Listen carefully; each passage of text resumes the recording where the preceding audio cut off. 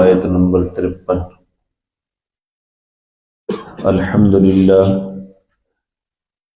للہ وحدہ والصلاة والسلام علی من لا نبی بعدہ وعلى آلہ واصحابہ الذین اوفوا عہدہ، اما بعد فاعوذ باللہ من الشیطان الرجیم، بسم اللہ الرحمن الرحیم۔ یا ایہا الذین آمنوا لا تدخلوا بیوت النبی الا ان یؤذن لکم الی طعام غیر ناظرین اناء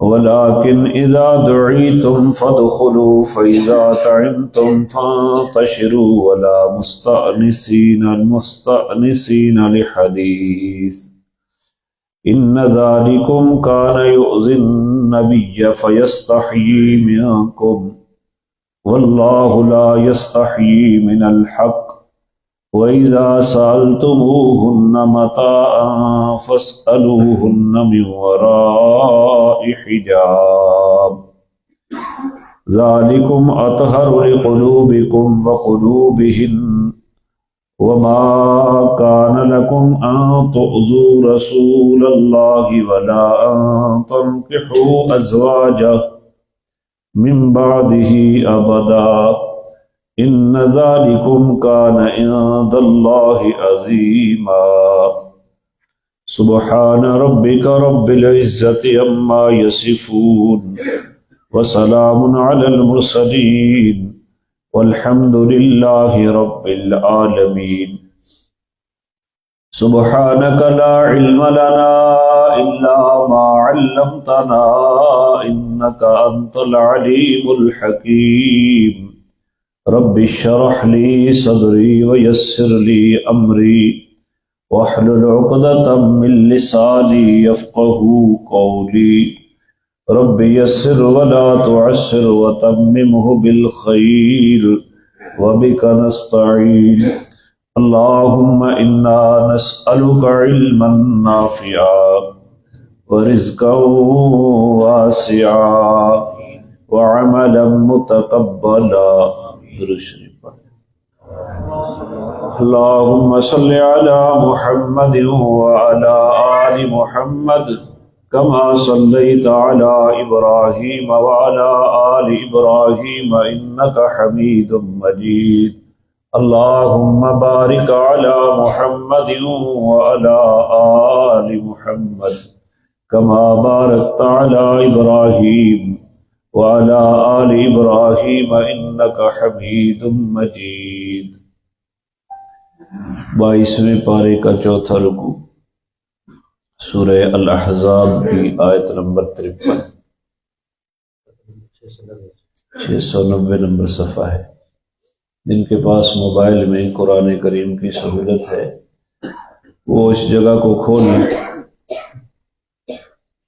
یہ پوری صورت اس میں خطاب ہی خطاب ہے، کہیں نبی علیہ السلام کو اور کہیں ایمان والوں کو۔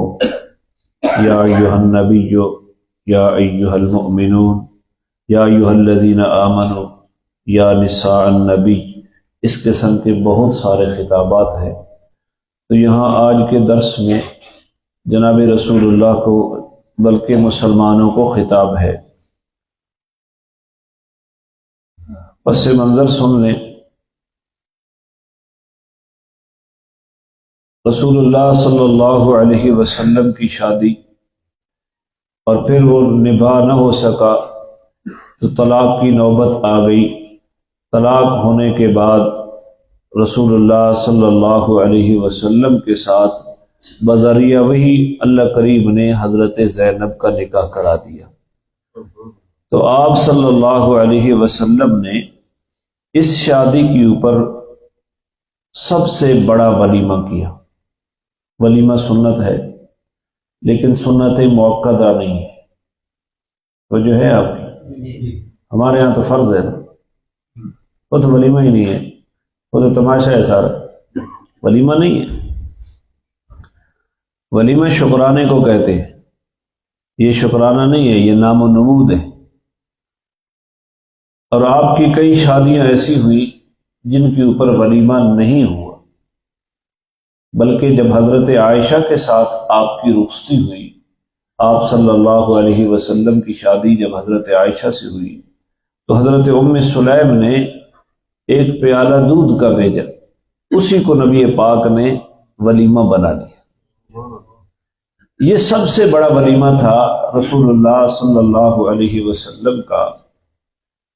کتنا بڑا تھا؟ ایک بکری کے گوشت اور 7 روٹی آپ صلی اللہ علیہ وسلم نے کھلائی۔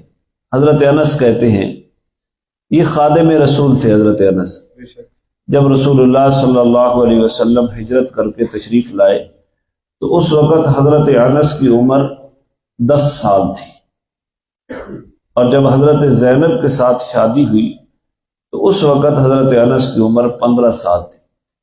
جب آپ صلی اللہ علیہ وسلم کی وفات ہوئی تو اس وقت حضرت انس کی عمر 20 سال تھی۔ ایک بڑی عجیب بات، حضرت انس کہتے ہیں 10 سال میں نے خدمت کی، کبھی آپ بھیجتے میں بھول بھی جایا کرتا تھا، لیکن کبھی بھی رسول اللہ نے مجھے ڈانٹا نہیں ہے 10 سال میں۔ تو آپ نے سب سے بڑا ولیمہ اس شادی کے اوپر کیا، اور اسی حجرے میں کھانا کھلایا جس میں حضرت زینب کی رخصتی ہو کر آئی۔ اب وہ حجرے جو تھے وہ چھوٹے چھوٹے کمرے تھے، اس سے پہلے پردے کے احکامات بھی نازل نہیں ہوئے تھے، اسی موقع پر پردے کے احکامات نازل ہوئے۔ تو آپ نے حضرت انس کو بھیجا کہ لوگوں کو بلا کر لے آؤ، فلاں فلاں کو، اور جو بھی ملے اس کو ملا کے لے آؤ۔ 300 آدمیوں نے کھانا کھایا آپ کے گھر میں۔ کتنے بندے؟ 300۔ سب سے بڑا ولیمہ یہ ہے۔ وہاں 10 بندے آتے اور وہ کھانا کھاتے، چوکی ہے نا، 10 بندے دی چوکی، 300 آدمی پتہ نہیں کتنی چوکیاں بن گئی، 30 چوکی، 10 آدمی کھاتے۔ پردہ نہیں تھا، لیکن چلو میں یہ آگے بات بتاتا ہوں۔ تو یہ حضرت زینب رضی اللہ عنہا نے بس منہ اپنا جو ہے وہ دیوار کی طرف کیے ہوا تھا، اسی حجرے کے اندر پک رہا تھا اور اسی حجرے کے اندر کھلایا جا رہا تھا۔ آتے جا رہے، آئے گئے۔ 3 آدمی ایسے تھے جو آئے اور بیٹھ گئے، کھانا کھانے کے بعد لوگ چلے گئے اور وہ بیٹھے، وہ گپ لگا رہے ہیں۔ حضور صلی اللہ علیہ وسلم نے اب اندر سے تو تنگ آئے بیٹھے تھے کہ بھئی یہ جائیں اپنے گھر میں، لیکن وہ جانے کا نام نہیں لیتے تھے۔ آپ صلی اللہ علیہ وسلم نے انہیں تو کچھ نہیں کہا، خود آپ اپنے حجرے سے باہر تشریف لے گئے، وہ یہ سمجھ جائیں گے۔ آپ حضرت عائشہ کے پاس گئے، امام ابن کثیر نے بھی روایت لکھی ہے، ظلال القرآن میں بھی روایت موجود ہے۔ حضرت عائشہ کو آپ صلی اللہ علیہ وسلم نے جن الفاظ کے ساتھ سلام کیا، السلام علیکم یا اہل البیت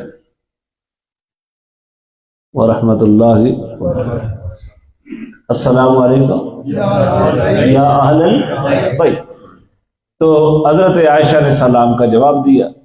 اس کے بعد پوچھا، یا رسول اللہ آپ کی نئی دلہن ہے، اس کا کیا حال ہے؟ اللہ آپ کو اپنی شادی میں برکت دے۔ پھر اس کے بعد آپ دوسری بیوی کے پاس چلے گئے، وہاں بھی اسی طرح سلام کیا۔ پھر تیسری کے پاس، جتنی بیویاں اس وقت موجود تھی، آپ تمام کو سلام کرتے گئے اور تمام نے نئی دلہن کے حال احوال پوچھے، اور پھر آپ واپس آئے تو ابھی وہ پھر بیٹھے، ابھی وہ آپ پھر چلے گئے حضرت عائشہ کے۔ تو پھر کافی دیر کے بعد حضرت انس کہتے ہیں، پتہ نہیں کس نے بتایا نبی پاک کو کہ وہ چلے گئے۔ تو آپ صلی اللہ علیہ وسلم گھر میں داخل ہوئے، میں بھی آپ کے ساتھ جا رہا تھا۔ اب اس سے پہلے رواج یہ تھا کہ آپ کے گھر میں ہر آدمی آتا جاتا تھا، کوئی پردہ نہیں تھا، لیکن ایک طبی طور پر حیا تھا کہ اگر کوئی بندہ آ جاتا تو آپ کے ازواج مطہرات اوپر چادر کر لیتی اور اپنا رخ جو ہے وہ دیوار کی طرف کر لیتی، یہ ایک طبی حیا تھا۔ تو اس وقت جب آپ اپنے گھر میں داخل ہو رہے ہیں، حضرت انس کہتے ہیں کہ یہ آیات میرے سامنے نازل ہوئی، مجھ سے زیادہ بہتر ان کو کوئی نہیں جانتا، میں آپ کے ساتھ جا رہا تھا، جو ہی آپ اپنے اس حجرے میں داخل ہو رہے تھے، ایک پاؤں اندر تھا اور دوسرا پاؤں بس آپ نے پردہ لٹکا دیا، گھر کے دروازے کا پردہ، تو یہ آیات نازل ہوئی، یا ایھا الذین آمنوا لا تدخلوا بیوت النبی۔ یہ خطاب اگرچہ اترا تو یہ احکامات نبی علیہ الصلوۃ والسلام کے گھر کے لیے ہیں، لیکن بعد میں اس میں پوری امت کے افراد کو شامل کر لیا گیا ہے کہ جہاں بھی جاؤ ان احکامات کا خیال رکھنا ہے۔ سورۃ النور میں 1 سال بعد اس کی تفصیلات اللہ تعالیٰ نے بیان کر دی۔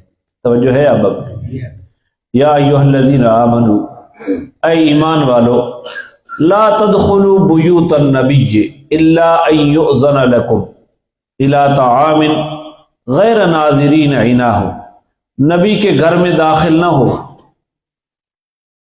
مگر جب تمہیں اجازت دی جائے، بغیر اجازت کے نبی کے گھر میں نہ ہو، کھانے کی طرف تمہیں بلایا جائے اور کھانے کے پکنے کا انتظار بھی نہ کرو۔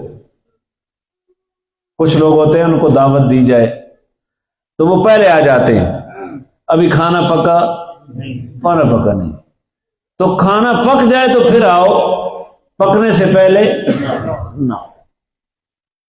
اس میں کیا ہے کہ گھر والوں کو حرج ہے، تکلیف ہوتی ہے، بھئی وہ کھانا پکائیں یا آپ کا انتظام کریں، چونکہ آپ صلی اللہ علیہ وسلم کا حجرہ ہی چھوٹا تھا تو وہاں تکلیف اور زیادہ تھی، لیکن آج کل چونکہ معمولات ایسے بن گئے ہیں کہ مہمانوں کے لیے الگ جگہ بٹھانے کی ہے، تو اگر کسی کو تکلیف نہ ہو تو وہاں بیٹھنے کی جگہ ہو تو پہلے آیا جا سکتا ہے، اور بعد میں بھی جس طرح آج کل کی پارٹیاں ہوتی ہیں، پہلے کھانا پیش کیا جاتا ہے، اس کے بعد تقاریر ہوتی ہیں، محفل ہوتی ہے، تو وہ اس کے خلاف نہیں ہے، لیکن جہاں ایسی صورتحال نہ ہو وہاں ان آداب کی رعایت رکھنی کیا ہے ضروری۔ کوئی باقاعدہ مجلس اس قسم کی نہیں مقرر کی گئی تو کھانا کھاؤ اور کھانا کھانے کے بعد فارغ ہو جاؤ، تو بغیر اجازت داخل نہیں ہونا چاہیے۔ اور کھانا پکنے کا انتظار، یہ ایک اس میں وہ احکامات بھی ہیں کہ بندے کو دعوت نہیں ہے اور وہ بھی یہاں پک رہا ہے تو وہ بھی آگے، یہ ایک بندے کو دعوت دی اور وہ اپنے ساتھ 4-5 آدمیوں کو لے گیا۔ جناب رسول اللہ صلی اللہ علیہ وسلم 4 آدمی ہیں آپ کے ساتھ اور جا رہے ہیں کسی دعوت کے اوپر، یہ 5واں آدمی رستے میں شریک ہو گیا کہ میں بھی آپ کے ساتھ آتا ہوں۔ تو جس کے گھر کے اندر دعوت تھی، آپ صلی اللہ علیہ وسلم نے میزبان سے پوچھا کہ یہ بندہ، اس کو دعوت نہیں ہے، یہ رستے میں ہمارے ساتھ مل گیا ہے، اگر آپ اجازت دیں تو یہ آ سکتا ہے، اگر آپ اس کو واپس کر دیں تو یہ واپس چلا جائے گا۔ تو اس بندے نے اجازت دے دی، اس بندے نے اجازت دے دی۔ تو حدیث میں آتا ہے کہ جو آدمی بن بلائے آ کر دعوت میں شامل ہو جاتا ہے وہ چور بن کر داخل ہوا ہے اور ڈاکو بن کر نکلا ہے۔ آج کل یہ بڑے لوگ جو ہیں یہ اس چیز کا خیال نہیں کرتے، اس کی کہیں دعوت ہوتی ہے تو لوگوں کو ساتھ لے جاتے ہیں، بہت سارے لوگوں کو ساتھ دیتے ہیں، اپنی طرف سے کارڈ ایشو کر دیتے۔ پرسوں ایک آدمی مجھ سے فون کے اوپر بات کر رہا تھا کہ ہم ایک دفتر میں کام کرتے ہیں تو جن کے ہاں شادی ہے وہ مجھے بھی جانتے ہیں، لیکن جو میرا پہلے باس تھا ان کو انہوں نے دعوت دی ہے، انہوں نے اپنی طرف سے مجھے کارڈ ایشو کر دیا ہے کہ آپ بھی آ جانا، تو اب میرے لیے جانا جائز ہے؟ میں نے کہا نہیں جائز۔ میں بھی سوچ تو یہی رہا تھا کہ وہ بندہ مجھے بھی جانتا ہے، اگر اس نے دعوت دینی ہوتی تو مجھے بھی دیتا، تو یہ جائز نہیں ہے۔ چور بن کر داخل ہوا اور ڈاکو بن کر۔ اب میری عادت ہے اگر کوئی بندہ دعوت کرے تو میں اسے بتا دیتا ہوں بھئی ہم 2 آدمی آئیں گے، ہم 3 آدمی آئیں گے، تو کئی آدمی کہتے ہیں کہ جتنے مرضی لے آؤ، تو وہاں تو ایک ایسی چیز ہوتی ہے۔ تو جناب رسول اللہ کی یہ سنت ہے کہ آپ صلی اللہ علیہ وسلم 4 آدمی آپ کے ساتھ ہیں، 5واں ویسے شامل ہو گیا، تو آپ نے فرمایا کہ اس کو اجازت ہے تو یہ آ جائے، اگر اجازت نہیں ہے تو اس کو کیا کر دیتے ہیں؟ واپس کر دیتے ہیں۔ تو اس طرح نہیں کرنا چاہیے۔ تو جب تمہیں دعوت دی جائے تب آؤ، اور جب بغیر اجازت کے نبی کے گھر میں داخل نہ ہو۔ یہ سورہ النور کی آیت، اس کے اندر اللہ تعالیٰ نے ایک بات ذکر فرمائی ہے، یا ایھا الذین آمنوا لا تدخلوا بیوتا، یہ سورہ نور کی آیت نمبر بنتی ہے 27، 10واں رکوع ہے 18ویں پارے کا۔ ادھر بھی ہاتھ رکھنا ہے، جہاں پڑھ رہے ہیں ادھر بھی ہاتھ رکھنا ہے، میں صرف ادھر ترجمہ کر کے مفہوم بتا کے یا ایھا الذین آمنوا، اے ایمان والو، لا تدخلوا بیوتا غیر بیوتکم، کسی کے گھر میں نہ داخل ہو سوائے اپنے گھروں کے، حتی تستأنسوا، یہاں تک کہ ان سے اجازت لے لو، وتسلموا علی اہلھا، اور گھر والوں کو سلام نہ کر لو، ذالکم خیر لکم، یہ تمہارے حق میں بہتر ہے، لعلکم تذکرون، تاکہ تم نصیحت حاصل کرو۔ تو بھائی یہ تمام مسلمانوں کے لیے 1 سال کے بعد جو نبی علیہ السلام کے گھر کے لیے اترا تھا، وہ حکم تمام مسلمانوں کے لیے، اگر کسی کے گھر میں بغیر اجازت نہیں جا، دروازے کے اوپر دروازہ کھٹکاؤ، سلام کرو، 3 دفعہ اجازت اگر لو، اگر اجازت مل جائے تو فبیا، اجازت نہ ملے تو واپس چلے جاؤ، تیسری دفعہ کے بعد واپس چلے جاؤ۔ اور اندر سے یہ کہا جائے کہ بھائی واپس چلے جاؤ، ابھی ہم مشغول ہیں، تو بغیر محسوس کی یہ حدیث میں آتا ہے کہ واپس چلا جانا چاہیے۔ یہ نہیں کرنا چاہیے کہ وہ تو نخرے کرتے ہیں جی، اندر نہیں آنے دیتے، بھائی وہ پتہ نہیں کس حال میں ہے۔ اور اسی طرح کسی کے دروازے کے سامنے نہیں کھڑا ہونا چاہیے، دروازے کی دراڑ سے نہیں جھانکنا چاہیے، بلکہ حدیث میں آتا ہے کہ جو آدمی دروازے کی دراڑ سے جھانک رہا ہے، اگر اندر سے کوئی سوا لے کر اس کی آنکھ پھوڑ دے تو شرعی عدالت میں کوئی جرمانہ عائد نہیں ہوگا، اسے کوئی حق ہی نہیں ہے۔ تو آج کل کے تو کوئی پیر صاحبان تو ویسے بھی اجازت ہے، ٹوٹا چاہ کے اندر لگ جاؤ۔ لا تدخلوا بیوتا غیر بیوتکم حتی تستأنسوا وتسلموا علی اہلھا۔ حضرت ابو بکر صدیق اور حضرت عمر رضی اللہ تعالیٰ عنہ حضور کے ساتھ ہیں، بھوک لگی ہے تو حضرت سعد کے گھر میں گئے اور آپ نے دروازے کے سامنے کھڑے ہو کر السلام علیکم یا سعد، تو حضرت سعد نے سن تو لیا، اندر تھے، تو انہوں نے سلام کی برکت حاصل کرنے کے لیے دروازے کے پیچھے بیٹھ گئے، وعلیکم السلام یا رسول اللہ، اندر دل میں کہہ رہے، تو آہستہ آواز سے گئے۔ آپ نے پھر فرمایا السلام علیکم یا سعد، تو وہ پھر آہستہ آواز میں کہتے ہیں وعلیکم السلام یا رسول اللہ، اور پھر آپ فرماتے ہیں السلام علیکم یا سعد، تو وہ پھر آہستہ آواز میں کہتے ہیں وعلیکم السلام یا رسول اللہ۔ جب تیسری مرتبہ جواب نہیں آیا تو آپ نے فرمایا چلو بھائی قسمت ہماری سعد بھی گھر میں۔ جب یہ واپس پلٹے تو حضرت سعد اندر سے دوڑ کر آگے آ گئے، یا رسول اللہ آپ سلام کر رہے ہیں، میں آپ کے سلام کا جواب دے رہا تھا، آہستہ دے رہا تھا کہ آپ سلامتی کی دعائیں کر رہے ہیں، اور وہ دعائیں بار بار میرے اوپر پڑتی رہی، میں تو اس لیے کر رہا تھا، تو آپ واپس ہو گئے، تو ہم کون ہوتے ہیں بھائی؟ ہماری کیا پوزیشن ہے؟ کوئی پڑھے جتنی مرضی ڈیل ڈول والا ہو، جتنا مرضی اس کا وقار ہو، لیکن قرآن و سنت کے احکامات سے وہ آگے نہیں ہے، مستثنا نہیں ہے۔ فَإِن لَمْ تَجِدُوا فِيهَا أَحَدًا، اگر اس گھر کے اندر کوئی بندہ موجود نہ ہو، فَلَا تَدْخُلُوهَا، تو نہ داخل ہو، حَتَّى يُؤْذَنَ لَكُمْ، جب تک کہ تمہیں اجازت نہ دی جائے، وَإِن قِيلَ لَكُمُ ارْجِعُوا، اور اگر تمہیں کہا جائے کہ نہیں ابھی اجازت نہیں ہے واپس چلے جاؤ، فَارْجِعُوا، تو واپس چلے جاؤ، هُوَ أَزْكَىٰ لَكُمْ، یہ واپس چلا جانا تمہارے حق میں بہتر چیز ہے اور پاکیزگی کی چیز ہے، وَاللَّهُ بِمَا تَعْمَلُونَ عَلِيمٌ، اور جو تم کر رہے ہو اللہ اس کو جان رہا ہے۔ لَيْسَ عَلَيْكُمْ جُنَاحٌ أَن تَدْخُلُوا بُيُوتًا غَيْرَ مَسْكُونَةٍ فِيهَا مَتَاعٌ لَكُمْ، اور ایسے گھر جن کے اندر کوئی رہائش وغیرہ نہیں ہے، وہاں تمہارا کوئی سامان وغیرہ موجود ہے، تو وہاں بغیر اجازت داخلے کے اندر کوئی گناہ نہیں ہے، یعنی مسجد ہے، کوئی مسافر خانہ ہے، پبلک پلیس جس کو کہتے ہیں، تو وہاں اجازت مانگنے کی کوئی ضرورت، ہاں انتظامیہ نے کوئی ایسا صورتحال اختیار کی ہوئی ہو تو وہ ایک الگ بات ہے، وہاں اجازت دینی چاہیے۔ واللہ یعلم ما تبدون وما تکتمون، جو تم ظاہر کرتے ہو اسے بھی اللہ جانتا ہے، اور جو تم چھپاتے ہو اسے بھی اللہ جانتا ہے۔ کل للمؤمنین یغضوا من ابصارہم، میرا پیغمبر مومنوں کو کہہ دو کہ اپنے نظروں کو نیچا رکھیں، ویحفظوا فروجہم، اور اپنی شرمگاہوں کی حفاظت کریں، ذالک ازکیٰ لہم، یہ تمہارے لیے پاکیزگی کا باعث ہے، ان اللہ خبیر بما یصنعون، جو وہ کر رہے ہیں اللہ اس کی خبر رکھنے والا ہے۔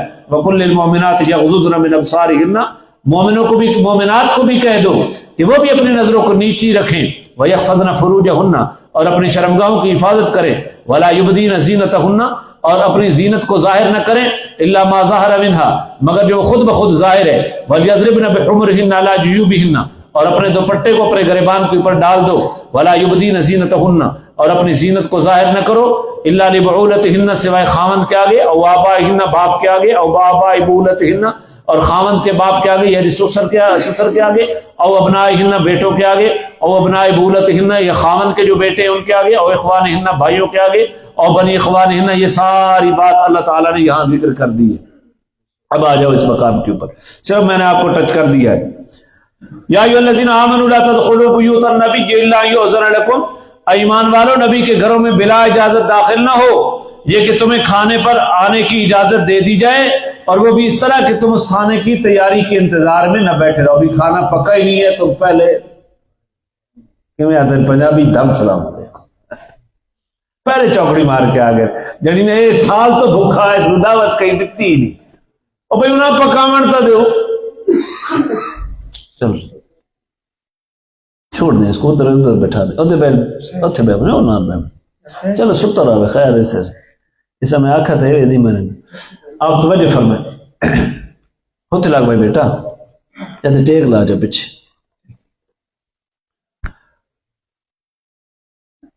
تو کسی کے گھر میں اس طرح نہیں جانے چاہیے، آداب کے بھی خلاف ہے. ولیکن اذا دعیتم، ہاں لیکن جب تمہیں دعوت دی جائے، فادخلوا تو پھر آؤ، فاذا طعمتم جب تم کھانا کھا لو، فانتشروا تو پھر چلے جاؤ، ولا مستانسین لحدیث اور باتوں میں دل لگی اتھے مارکا نہ بناؤ، پھر چلے جاؤ کسی اور جگہ کی، کیونکہ حرج ہے اس میں.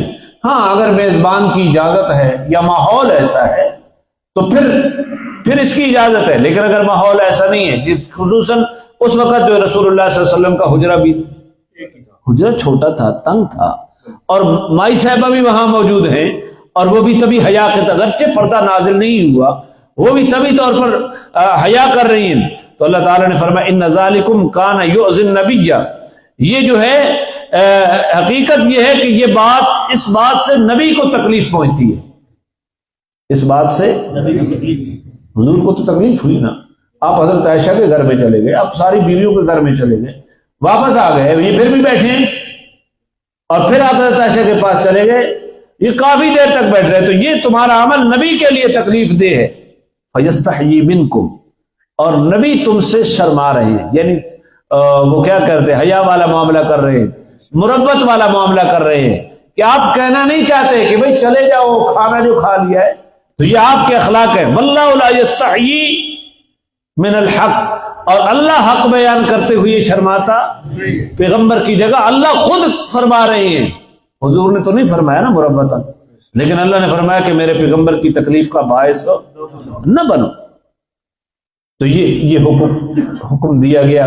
تو ان چیزوں کو ہمیں اپنی نظر میں رکھنی چاہیے. یہاں میں نے پچھلی آیات دکھانے کا مقصد یہ تھا کہ یہاں تو خاص جناب رسول اللہ کے گھر کے متعلق تھا، لیکن 1 سال بعد سورہ نور نازل ہوئی تو تمام گھروں کے بارے میں یہی حکم نازل ہو گیا جو میں نے آپ کو پڑھ کے سنائے. وَإِذَا سَأَلْتُمُوهُنَّ اور جب تم نبی کی بیویوں سے کوئی چیز مانگنی ہو، تمہیں کوئی ضرورت ہو، پہلے تو مسجد نبی کے قریب میں جو چیز ضرورت ہوتی ازواج مطہرات کے گھر میں لوگ جا کر لے لیتے تھے.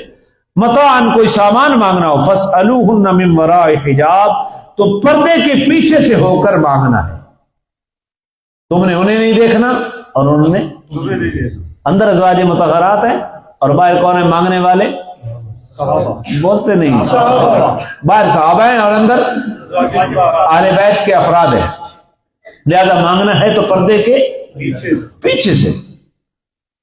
ذالکم اطہر لقلوبکم صحابہ کو کہا جائے کم، یہ پردے سے پیچھے بات کرنا یہ تمہارے دلوں کی پاکیزگی کا باعث ہے.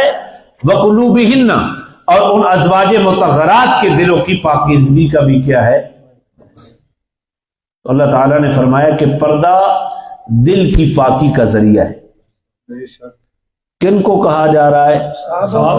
روئے زمین پر انبیاء کے بعد صحابہ جیسا کوئی نہیں، ان جیسے دل کس کے ہو سکتے ہیں.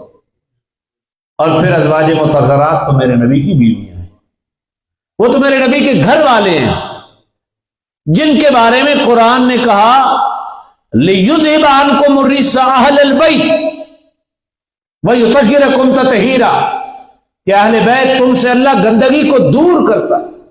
اور تمہیں پاکیزہ کر رہا ہے، صحیح طریقے سے پاکیزہ کرنا، اور جن کے بارے میں قرآن نے کہا رضی اللہ عنہم ورضوا عنہ، ان کو کہا جا رہا ہے کہ تم بھی پردہ کرو، اور یہ پردہ کرنا، پردے سے پیچھے ضرورتاً کوئی بات ہو یہ کرنا، یہ صحابہ تمہارے لیے بھی دل کی پاکی کا ذریعہ ہے اور اہل بیت کی دل کی پاکی کا بھی ذریعہ ہے۔ اب بتاؤ میرے دل کی پاکیزگی کا پھر کتنا خیال رکھنا ضروری ہے کہ اگر ان پاک ہستیوں اصحاب پیغمبر، کیا وہ پیغمبر کی بیویوں کے بارے میں کوئی غلط نظریہ رکھ سکتے ہیں؟ لیکن اس کے باوجود حکم کیا دیا؟ آج کہا جا رہا ہے کہ جی پردہ جکڑ ہے، عورت کی آزادی کو سلب کیا جا رہا ہے، یورپ سے فکر دی جا رہی ہے، اور اس فکر کا ہم حصہ بنے۔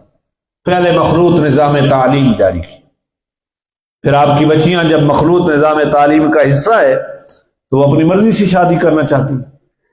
چلو شادی کے علاوہ تو جو معاملات ہیں ان کو چھوڑو، آپ نہیں چاہتے تو بھائی جب مرضی سے کریں گی تو وہ شکل ڈھکل دیکھ کر کریں گی نا، انہیں کردار سے کوئی تعلق نہیں ہوگا، انہیں کسی کی دینداری سے کوئی تعلق نہیں ہوگا، انہیں شکل سے غرض ہوگی، وہ چاہے کردار کے اعتبار سے پرلے درجے کا ذلیل انسان کیوں نہ ہو۔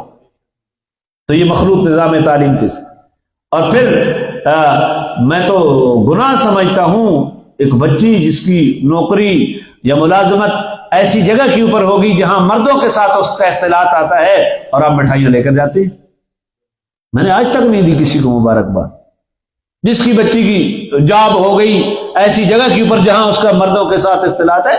مبارک کا معنی ہے کہ اللہ برکت دے اس کے اندر، مردوں کے ساتھ اختلاط میں برکت کیسے ہو سکتی ہے؟ کہاں حیا کے تقاضے پورے ہو سکتے ہیں؟ اللہ تعالیٰ نے مرد کو معاشی ذمہ داری دی ہے، گھر سے باہر کا کام، اور عورت نے گھر کے اندر کا کام کرنا ہے۔ وہ شوہر کی گھر کی چیزوں کی بھی محافظ ہے، اس کے بچوں کی تربیت بھی اس کے ذمے ہے، اس کی عزت اور ناموس کی حفاظت بھی کس کے ذمے ہے؟ عورت کو گھر کی ملکہ بنایا ہے، لیکن اس نے اپنے معاشی بوجھ کو کم کرنے کے لیے اور لوگوں کی شہوانی نظروں کی نشانہ بنانے کے لیے عورت کو باہر نکال دیا، جس کا نتیجہ آج سامنے آ رہا ہے۔ اور اگر یہ پردہ دل کی پاکیزگی اللہ فرما رہے ہیں، اگر پردے کو چھوڑ دینا دل کی پاکیزگی ہوتا تو جتنی بے حیائی آج یورپی ممالک کے اندر ہے، دنیا کے اندر کسی کا نام و نسب ہی باقی نہیں ہے، نسب ہی سلامت نہیں ہے۔ تو یہ اللہ تعالیٰ نے یہ تمہارے دلوں کی پاکیزگی کا ذریعہ۔ پھر وہ جی کچھ نئے جو مفکرین کھڑے ہوتے ہیں، یہ جی خطاب نبی کی بیویوں کو ہے، یہ خطاب نبی کی بیویوں، اچھا بھائی نبی کی بیویوں کو لے، پردہ نبی کی بیویوں کو ضرورت ہے، تمہاری بیویوں کو پردے کی ضرورت نہیں ہے؟ وہ تو پاک ہے، ان کی پاکی کی گواہیاں تو قرآن دے رہا ہے، اور تمہیں ناپاکیوں سے دور کرنے کے لیے پردے کی کتنی ضرورت ہوگی؟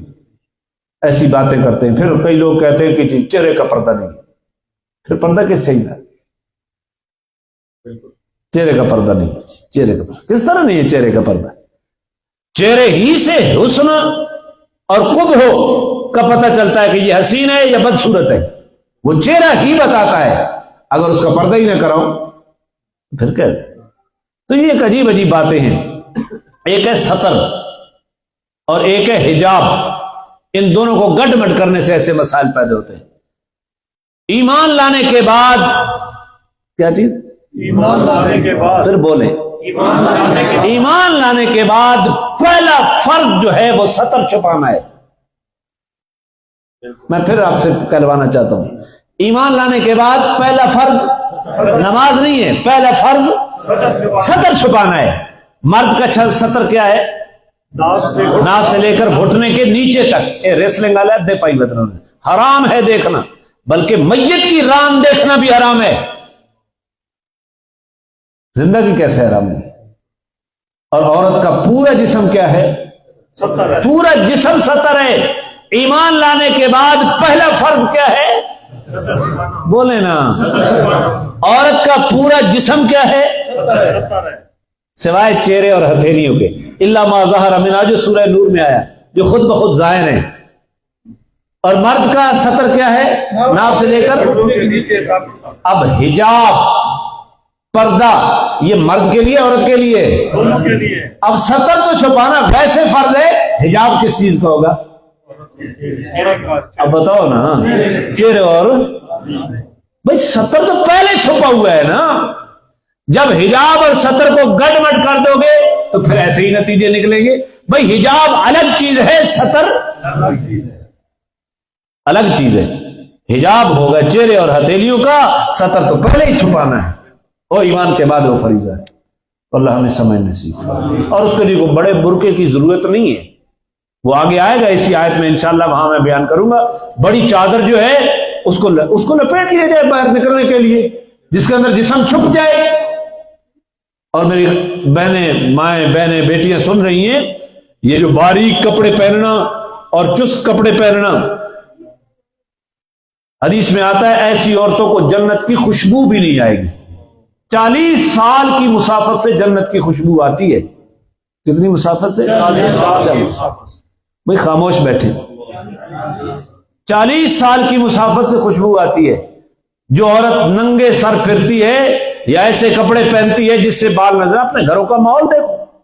کئی گھروں کے اندر دوپٹہ نہیں ہے، گھر کے اندر بھی دوپٹہ اتار دینا یہ مجھے بے لعنت ہے. لہذا اس چیز کا خیال رکھیں اللہ تعالیٰ. اور عورت کو بتائیں، ہر روز بتائیں، گھر کے اندر تعلیم کریں، ماحول بن جائے گا. قرآن کی تعلیم کریں، حدیث کی تعلیم کریں، ماحول بنتا جائے گا. اور پردے کے لیے کسی خاص ڈیزائن کے برقعے کی ضرورت نہیں ہے، ہو جائے تو بہتر ہے. لیکن بڑی چادر ہی کیا ہے؟ یہ پشتون لوگ کس طرح کرتے ہیں؟ عورتیں آ رہی ہوتی ہیں جہاں سے مرد آ رہے ہیں، ادھر چادر کر لی. بڑی چادر ہے ان کے ہاں پتلی چادر کا کوئی رواج ہی نہیں ہے. تو اللہ ہمیں بھی اس چیز کی توفیق عطا فرمائے. تو یہ فرق یاد رکھنا ہے، ستر الگ چیز ہے، حجاب. ایمان لانے کے بعد سب سے پہلا فریضہ کیا ہے؟ ستر چھپانا. ایک بندہ رات کی تاریکی میں نماز پڑھ رہا ہے، اس کے پاس ستر چھپانے کے لیے کپڑا موجود ہے. اور بھائی ستر جو ایمان لانے کے بعد فریضہ تھا اس کے اوپر اس نے عمل. ہاں یہ الگ بات ہے، اگر کپڑا نہ ہوتا بالکل تو پھر اس کے لیے خاص صورت ہے نماز پڑھنے کی، وہ بھی ایک خاص صورت ہے. وہ عام نماز اس طرح عام جس طرح نماز پڑھنی ہے اس طرح نہیں پڑھنی. تو اللہ تعالی ہمیں ان چیزوں کو کیا سمجھنے کی، ہاں اپنے گھروں کا ماحول پاکیزہ بنائیں گے نا انشاءاللہ. اور اپنی بچیوں کو شروع سے ہی ایسا لباس پہننے کا عادی بنائیں جو حیا کے تقاضے پورے کرتا ہو. اور بچیاں جب بڑی ہو جائیں تو ایسے اداروں میں ان کے داخل کراؤ. 10 سال کے بچے اپنے بچے ہیں، 10 سال کے اوپر حکم ہے، ابھی بالغ نہیں، ان کے بستر جدا کر دو. تو کس طرح سکولوں میں انہیں اکٹھا پڑھایا جا سکتا ہے؟ اگر ایسی جگہ پہ تعلیم میسر ہے جہاں مرد الگ پڑھتے ہیں، عورتیں الگ پڑھتی ہیں، تو پھر تو گنجائش ہے. اور اگر اس کی الگ ہونے کی کوئی گنجائش نہیں ہے تو پھر پڑھائی چھڑوا دیں. اپنے گھر کچھ پڑھا سکتے ہیں تو وہ پڑھائیں، سورہ احزاب پڑھائیں، سورہ نساء پڑھائیں، یہی کافی ہے. یہ بات ہی بڑھنے نہ دوڑنے گھر بن. چلو ایک بات اور یاد آ گئی، اللہ دل میں ڈال رہے ہیں، الحمدللہ کہنا چاہیے. خواتین سن رہی ہیں، ذرا توجہ سے سنو کہ ایک عورت کا نفل پڑھنے سے زیادہ ثواب گھر کے برتن دھونا ہے. ہاں بڑی ذمہ داری سے کہہ رہا ہوں، عورت کے لیے نفل پڑھنے سے زیادہ ثواب گھر کے برتن دھونا ہے. نفل پڑھنے سے زیادہ ثواب اپنی اولاد کو صاف ستھرا رکھنا ہے. نفل پڑھنے سے زیادہ ثواب اپنی اولاد کی تربیت کا ہے. جی گھر کی صفائی ستھرائی رکھنا یہ نفل پڑھنے سے زیادہ افضل ہے. حضور نے فرمایا میں نے عورتوں کو کثرت سے جہنم کے اندر دیکھا ہے. تاری بیٹری دو لو آنی میں نہیں، تاری اپنی بھی تو نہیں ہے، اس کا خیال کر. تو فرمایا کثرت سے لان تان کرنے کی وجہ سے ایک سبب یہ ہے، ہر ویلے لعنت لخ دیا یا فلان ہے، اور دوسرا خامند کی ناشکری کی وجہ سے. عورتیں مومن کے ذرا چھوٹی جی گل ہوئی بھائی اس جگے میں تو خیر ویکھی نہیں آخری آنا تڑے گھر تو کوئی نہیں رولا، چلو شکر کر. تو بھائی خامند کے گھر کے اندر، اور یہ آگے آیا انشاءاللہ میں بتاتا ہوں، اللہ تعالی ہمیں ان چیزوں کو سمجھنے کی توفیق عطا فرمائے. بات کہاں پڑی تھی کہ وہاں باتیں کرنے بیٹھے. اللہ تعالیٰ فاسألوہن من وراء حجاب، اگر کوئی چیز ان سے مانگنی ہو تو پردے کے پیچھے. ذالک اطہر لقلوبکم، اے صحابہ یہ پردہ تمہارے دلوں کی پاکیزگی کا سبب ہے. وقلوبہن، اور نبی کی اہل بیت کے دلوں کی پاکیزگی کا بھی. تو قرآن کیا بتا رہا ہے کہ دل پاک ہوتا ہے بولے بولے بولے تو اس کا واضح مطلب ہے کہ بے پردگی سے دل پلیت ہوتا ہے. واضح ہو گیا نا. دل پاک ہوتا ہے کس چیز سے؟ پردے سے. اور حیا، الحیاء شعبۃ من الایمان، حیا ایمان کا بہت بڑا حصہ ہے. اذا فاتک الحیا ففعل ما شئت، جب حیا فوت ہو جائے تو جو چاہے مرضی کر. حیا اللہ سمجھ. وما کان لکم ان تعذوا رسول اللہ، اور نہیں ہے تمہارے لیے یہ جائز کہ تم اللہ کے رسول کو تکلیف دو. جی اللہ کے رسول کو تکلیف دینا کیا ہے؟ ناجائز ہے، حرام ہے. بس جب اللہ نے پردے کا حکم دے دیا ہے، اب نبی کی بیوی کے سامنے، نبی کے گھر میں داخل ہو جانا، پردے کا لحاظ نہ رکھنا، یہ کس کی تکلیف کا باعث ہے؟ بھائی حضور کے گھر میں کون تھا؟ بولتے نہیں ہیں. بیٹیاں شادی ہو گئی تو وہ اپنے گھر میں چلی گئی. نہیں سمجھ آ رہی؟ آپ کے گھر میں کون تھا؟ آپ کی ازواج. ولا ان تنکحوا ازواجہ من بعدہ ابدا، اور تمہارے لیے جائز نہیں ہے کہ نبی کے دنیا کے جانے کے بعد تم نبی کی بیویوں سے نکاح کرو. تمہارے لیے نبی کے جانے کے بعد نبی کی بیوی سے نکاح کرنے کی یہ تعظیم ہے نبی کی بیویوں کی. جی تعظیم ہے. وازواجہ امہاتہم، جی نبی کی بیویاں امت کی کیا ہیں؟ سنو، حدیث میں آتا ہے کہ جس بندے کی جو آخری بیوی ہو، جو بیوی جس کا آخری خامند جو ہوگا اس کی موت تک، قیامت کے دن وہی خامند ہوگا اس کا. ایک عورت ہے اس کے کئی خامند ہیں، ایک عورت ہے اس کی زندگی میں اس کا جو آخری خامند تھا، طلاق ہو گئی، پھر اور خامند آ گیا، پھر بیوہ ہو گئی، پھر کوئی اور خامند آ گیا، تو جو آخری خامند ہے وہ جنت میں، وہی اس کا کیا ہوگا اگر وہ جنت میں ہے.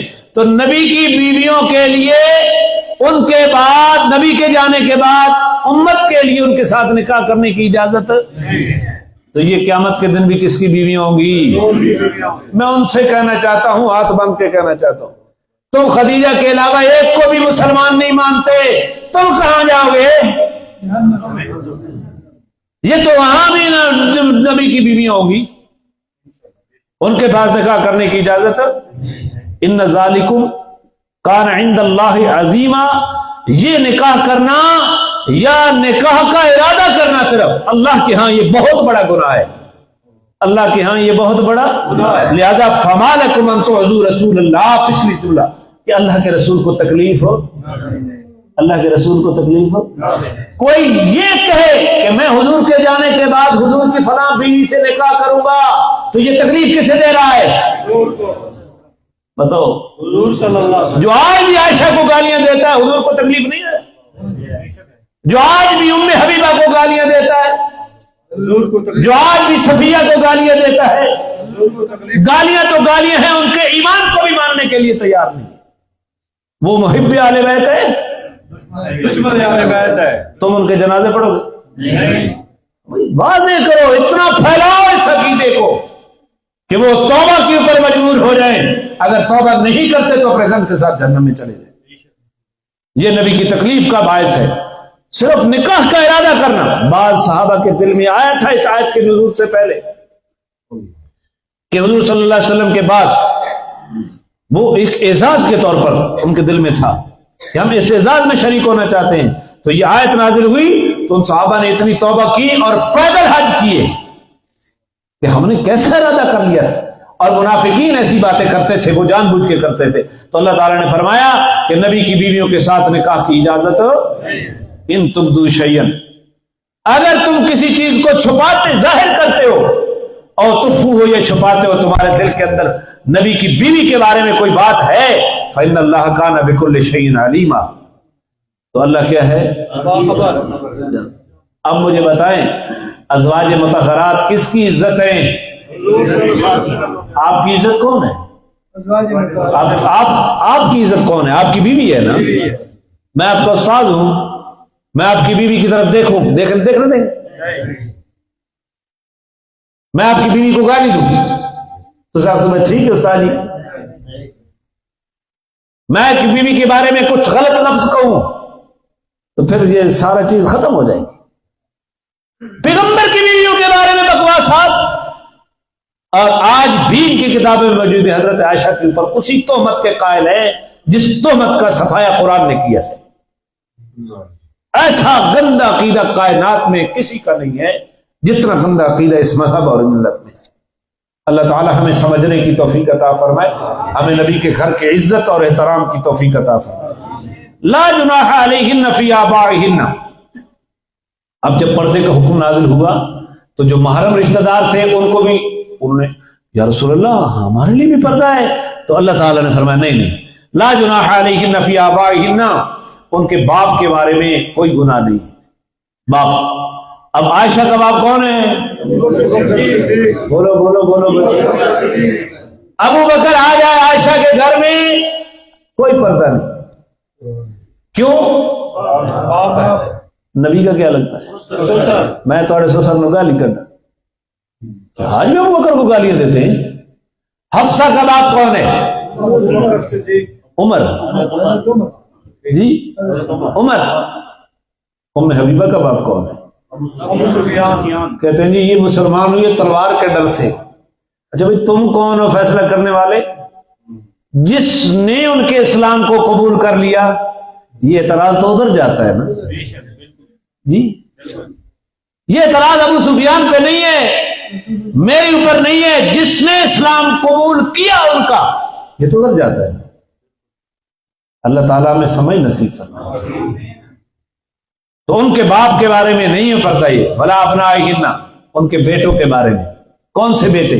حضور کے بیٹے تو بچپن میں فوت ہو گئے، آپ کی اکثر بیویاں بیواں تھیں، ان کی پہلے اولاد تھی، وہ جو ان کے بیٹے ہیں وہ حضور کے گھر میں آ سکتے ہیں، ان کا پردہ، کیونکہ یہ ان کی حقیقی مائیں ہیں، امت کی بھی مائیں ہیں، امت کی بھی، لیکن امت کے حق میں یہ ماں ہونا ایسا نہیں ہے کہ پردے سے مستثنا ہو، پردہ پھر بھی ہے، لیکن جہاں نسبی ماں ہے وہاں پردہ نہیں ہے، رضائی ماں ہے وہاں پردہ نہیں۔ ولا ابناء خواتہن، ولا اخوانہن، اور بھائیوں سے بھی کوئی گناہ، پردہ نہ کرنے میں کوئی گناہ۔ ام حبیبہ کا بھائی کون ہے بھائی؟ جی حضرت امیر معاویہ رضی اللہ عنہ، اور حضرت امیر معاویہ رضی اللہ عنہ امت کے کیا لگے؟ پھر نبی کے کیا لگے؟ اچھا بھائی حضرت امیر معاویہ جوان ہے، بدر میں، احد میں جوان ہے، غزوہ احزاب میں جوان ہے، تمام غزوات میں امیر معاویہ جوان ہیں۔ ابو سفیان کی وجہ سے بدر پیش آیا، وہ قافلہ آپ نے سنا نا، احد میں سپہ سالار کون تھا؟ بولے بولے بولے ابو، غزوہ احزاب میں سپہ سالار کون تھا؟ کوئی بندہ ثابت تو کر دے کہ امیر معاویہ ایک جنگ میں بھی آیا ہو حضور کے خلاف؟ باپ مخالف کھڑا ہے حضور کے، بیٹا جوان ہے لیکن نہیں آیا۔ امیر معاویہ بدر میں بھی نہیں آیا، احد میں بھی، حنین میں، غزوہ احزاب میں بھی۔ یہ دلیل ہے کہ امیر معاویہ کے دل میں اسلام گھر کر چکا تھا، اسلام گھر چکا تھا، لیکن گھر کی مجبوریوں کی وجہ سے اسلام لاتے نہیں تھے۔ صلح حدیبیہ کے بعد اسلام لے آئے، فتح مکہ سے پہلے ایمان لے آئے، وہ انشاءاللہ میں سیرت النبی میں بتاؤں گا۔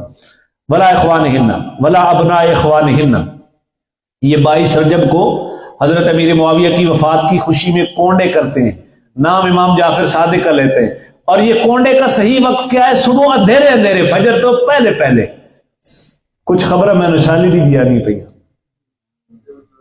دو چڑھنا نا اجالا ہونے سے دو تو بڑا پیچھے چڑھنا، اجالا ہونے سے پہلے پہلے کھلاؤ، اور سنیوں کو گند کھلانا یہ عبادت سمجھتے ہیں، اور کوئی شے نہیں سمجھتا دو تھپکا ہی سٹ دو، بھلے سوٹی چینی تو نہیں سٹ دیں نہیں اپڑے جے تنویر اپڑ سن وقت چلو یہ دڑائے اپڑ سن بلا ابنا اخوانہن،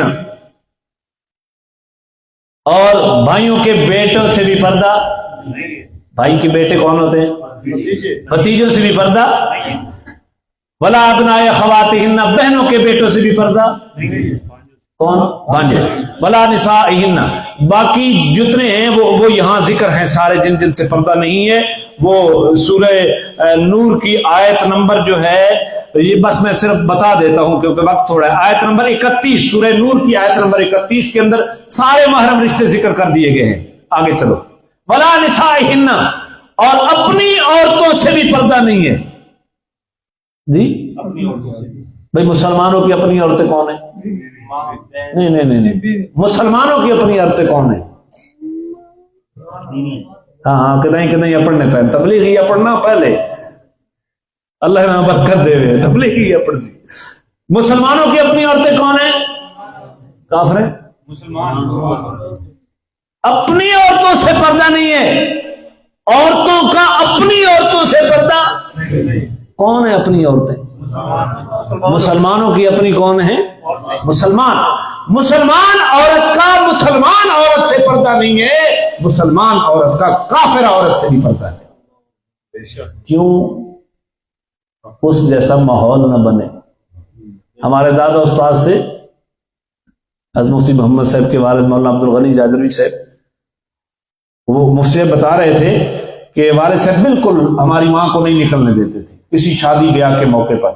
ہمارے والد صاحب کا مرید تھا، گھر کے سامنے گھر ہے، ان کے گھر میں شادی ہے، اور شادی بھی سنت کے مطابق، وہ پہلے خود آئے اجازت مانگنے کے لیے آپ اپنے گھر والوں کو بھیج دیں، تو انہوں نے اجازت نہیں دی کہ نہیں، پھر انہوں نے اپنی بیوی کو بھیجا کہ آپ استاد جی سے بات کریں، انہوں نے بات کی، انہوں نے کہا پھر ایسا ہے کہ مجھے نکال دیں گھر سے۔ حضرت کیوں نہیں اجازت دیتے؟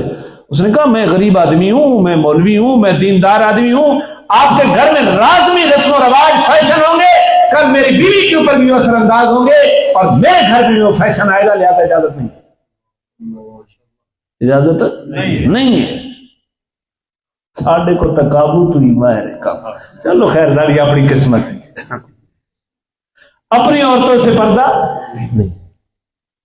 سنو، جو لوگ غیر مسلموں کو گھر میں نوکرانی رکھتے ہیں ان کے گھر کے دین کا ماحول تباہ و برباد ہو جاتا ہے۔ امت کے لیے اہل کتاب سے نکاح کی اجازت ہے، لیکن آج کل کے اہل کتاب دہریے ہیں، جو واقعی اہل کتاب تھے ان سے اجازت ہے، لیکن نبی کے لیے بھی اہل کتاب کی عورتوں سے نکاح کی اجازت نبی کو لیے نہیں ہے، کیونکہ نبی نے پوری امت کی کیا کرنی ہوتی ہے، وہ جائز ہونا ایک الگ ہے، لیکن اس کو اچھا نہیں سمجھا گیا، پھر بھی مناسب نہیں ہے۔ لیکن اہل کتاب ہو، دہریہ خدا کا منکر نہ ہو، آسمانی کتابوں کا منکر نہ ہو، ولا ما ملکت ایمانہن، اور جن کے مالک بنے ہیں تمہارے دائیں ہاتھ، یعنی لونڈیوں سے پردہ، لونڈیاں کافر ہوں تب بھی ان سے پردہ نہیں ہے۔ وہ آج کے زمانے میں کسی جگہ پہ پوری دنیا میں کہیں بھی لونڈی موجود ہو، گھر کی نوکرانیاں نہیں ہیں۔ واتقین اللہ، اللہ سے ڈرتی رہو، تقوی اختیار کرتی رہو۔ ان اللہ کان علی کل شیء شہیدا، اللہ ہر چیز کے اوپر کیا ہے؟ گواہ ہے، ہر چیز اس کی نظر میں ہے، ہر چیز کو وہ دیکھ رہا ہے۔ اللہ ہمیں سمجھنے کی توفیق عطا فرمائے۔ لہذا اپنے گھر کے ماحول کو کیا کرنا چاہیے؟ یہ نواب امیر محمد خان کے بارے میں آتا ہے کہ وہ اپنے گھر میں یہ ایسی عورتوں کو داخل نہیں ہونے دیتے تھے، اپنے گھر میں بالکل نہیں داخل ہونے دیتے۔ اللہ تعالی ہمیں بھی حیا نصیب فرمائے۔ تو بھئی میں پھر خواتین سے گزارش کر رہا ہوں، اب دیکھو کہ 5 ہجری تک پردے کا حکم نازل، ازواج مطہرات پردہ نہیں کرتی تھی، ہاں تبھی حیا تھا کہ کوئی مرد آ گیا غیر محرم تو وہ اپنا رخ دوسری طرف کر لیتی تھی۔ باقاعدہ پھر پردے کا حکم نازل ہوا 5 ہجری کے، جو بات میں سمجھانا چاہتا ہوں اللہ کرے آپ سمجھ جائیں، 5 ہجری سے پہلے پردہ 13 سال مکے کے اور 5 سال مدینے کے کتنے ہو گئے؟ اسلام کو آئے ہوئے 18 سال ہو گئے، پردہ 18 سال کے بعد پردہ آیا۔ میں اپنی ان ماؤں، بہنوں، بیٹیوں کو کہنا چاہتا ہوں جن کے دل میں شیطان یہ وسوسہ ڈالتا ہے کہ ہن لوگ آکسن ہن اس پردہ کر کے دا، وہ 18 سال تو انہوں نے بھی نہیں کیا، 18 سال کے بعد حکم دیا پردہ اسی طرح فرض ہے جس طرح نماز فرض ہے۔ وہ گھر میں رہتے ہوئے بھی ہو سکتا ہے، نہیں ہو سکتا؟ ہو سکتا ہے، بس اپنے چہرہ، اپنا جسم اس کو ڈھانپ کے رکھنا ہے، اس کا خیال رکھنا ہے۔ اللہ تعالی ہمیں اس کی توفیق عطا فرمائے، آمین تو کہہ دیں۔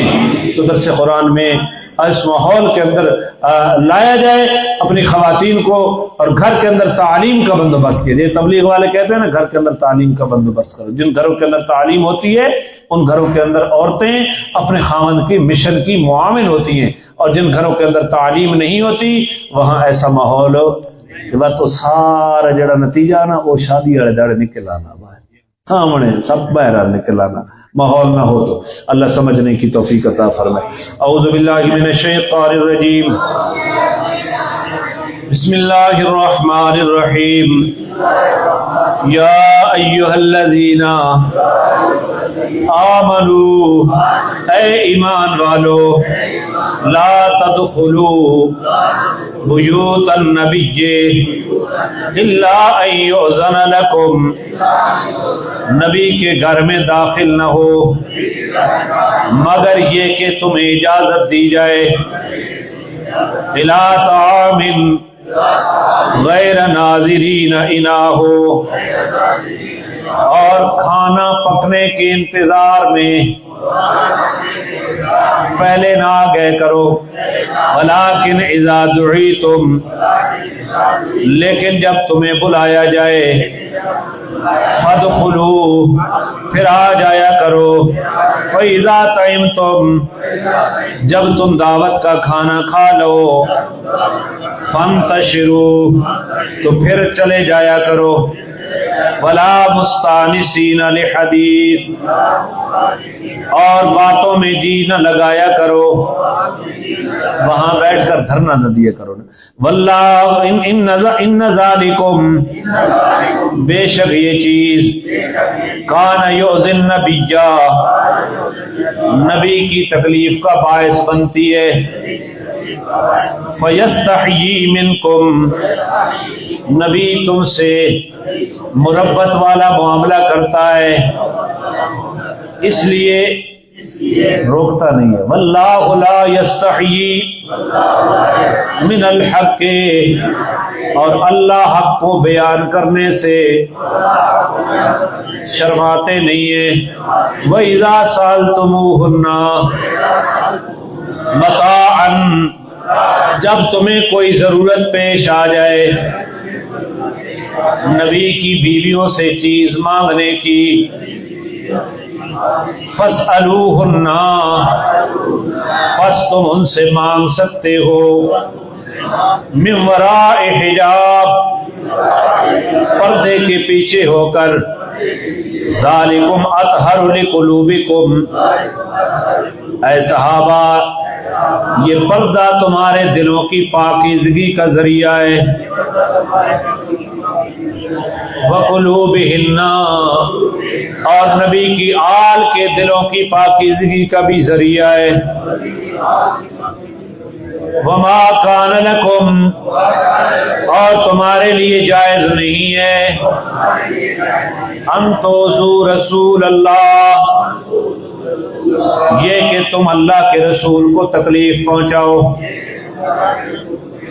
وَلَا أَن تَنكِحُوا، اور یہ بھی جائز نہیں ہے کہ تم نکاح کرو، ازواجہ، نبی کی بیویوں کے ساتھ، من بعدہ ابدا، نبی کے جانے کے بعد کبھی بھی نکاح کی اجازت نہیں ہے۔ ان ذالکم، بے شک یہ چیز، کان عند اللہ عظیما، اللہ کے ہاں بہت بڑا گناہ ہے۔ ان تبدو شیئا، اگر کوئی چیز تم ظاہر کرو او تخفوہ یا تم اسے چھپاؤ فإن اللہ کانا بے شک ہے اللہ بکل شیء علیما ہر چیز کو جاننے والا لا جناح علیہن فی آبائہن ازواج مطہرات کو اپنے آباء و اجداد سے پردہ کرنے میں پردہ نہ کرنے میں کوئی گناہ نہیں ہے. باپ دادا اوپر جتنے چلے جائے. ولا ابناء خواتہن ولا ابنائہن اور اپنے بیٹوں سے بھی پردہ نہ کرنے میں کوئی گناہ نہیں ہے. ولا اخوانہن اور اپنے بھائیوں سے پردہ نہ کرنے میں بھی گناہ نہیں ہے. ولا ابناء اخوانہن اور بھتیجوں سے بھی پردہ نہیں ہے. ولا ابناء اخواتہن اور بھائیوں سے بھی پردہ نہیں ہے. ولا نسائہن اور اپنی مسلمان عورتوں سے بھی پردہ مسلمان عورتوں کا مسلمان عورتوں سے. یہ بات یاد رکھنا انہوں ترجمے تھڑکا لگو انہیں سڑے دماغ ہے. مسلمان عورتوں کو مسلمان عورتوں سے پردہ ان گل کلیئر ہوئی ہے. ولا ما ملکت ایمانہن اور اپنی لونڈیوں سے بھی پردہ نہیں ہے. واتقین اللہ اور تم اللہ سے ڈرتی رہو. ان اللہ کانا بے شک ہے اللہ تعالی کی ذات علی کل شیء شہیدا ہر بات کی مشاہدہ کرنے والی. اللہ عمل کی توفیق عطا فرمائے. درس قرآن دی